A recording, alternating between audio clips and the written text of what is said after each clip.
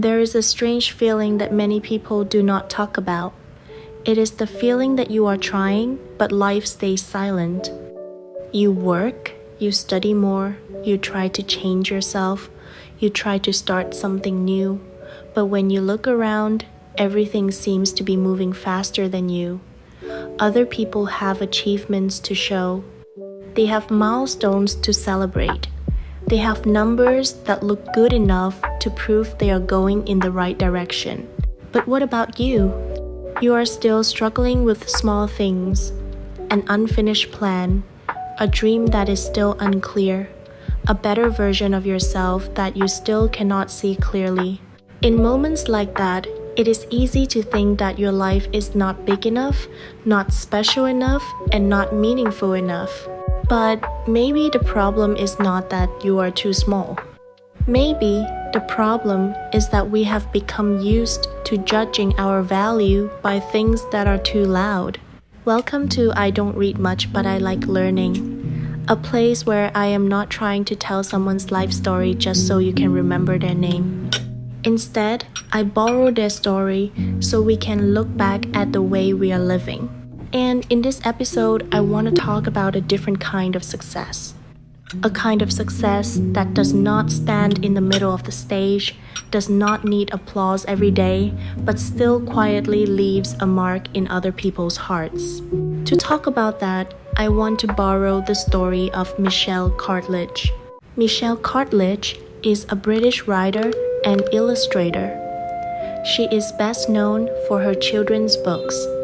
The world in her drawings is often very small. Warm rooms, cute little animals, gentle adventures, and small details that adults may pass over, but children remember for a long time. I want to look at Michelle as an example of this idea.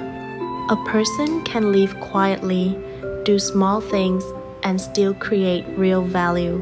From the outside, we may think they are just children's books, something cute, soft, and not very big. But that is exactly where there is something worth thinking about. Adults are often obsessed with size. We like big things, big achievements, big dreams, big influence, big recognition. Small things are easy to ignore.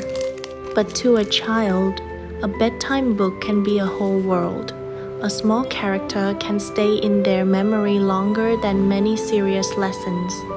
A gentle picture can become a feeling of safety that they still remember when they grow up.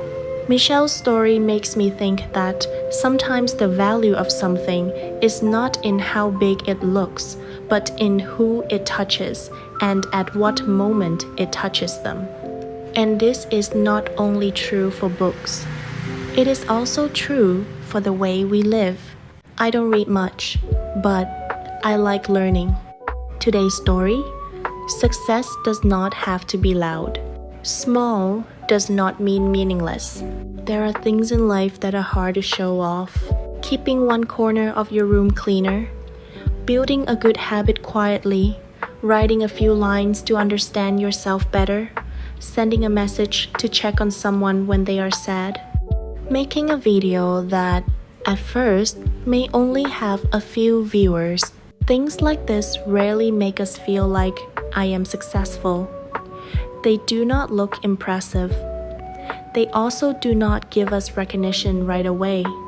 But that does not mean they are meaningless. Michelle Cartlidge spent many years creating small worlds for children. And maybe what made her work last was not that it tried to be great, but that it was honest within its own small world.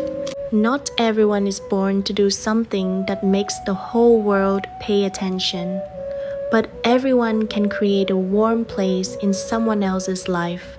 A parent, a friend, a content creator, an ordinary worker, or simply a person who is trying to live a little better than yesterday, all of them can create value. Small does not mean meaningless. One detail I really like about Michelle Cartlidge is that before she entered the world of children's books, she studied art in another direction.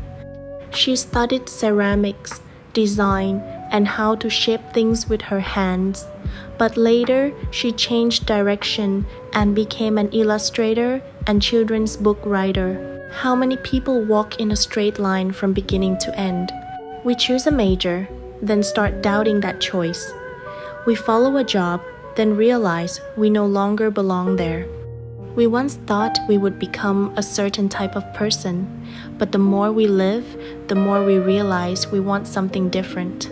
The problem is that every time we want to change direction, we often feel guilty, as if changing means betraying our past, as if starting again means the years before were wasted. But the truth is, no part of the journey is completely useless if it has taught us something. What Michelle learned from art, materials, and shapes may not have made her follow the first path she chose, but those things became part of the way she saw the world and created her work later.